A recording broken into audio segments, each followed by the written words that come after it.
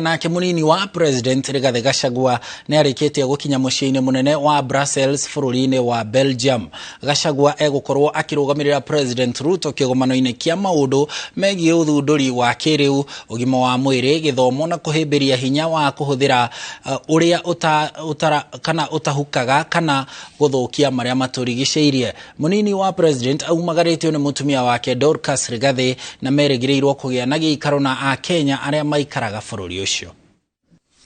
It is important at this point that geopolitical issues have negatively affected international trade, and our shilling has been sliding against international currency. So far, we are happy with the money you sent back home. Last year, we received $4.3 billion. So that is, in fact, the remittance has overtaken tourism, tea, coffee, and horticultural exports.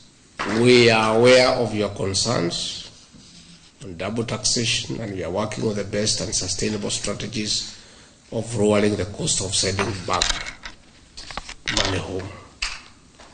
We are also working on streamlining the investment environment back home to protect you from exploitation. Indeed, the agreement on avoidance of double taxation is a priority in our engagement with our Belgium counterpart. We are here and thanking God for keeping you and giving you the health that you have to see you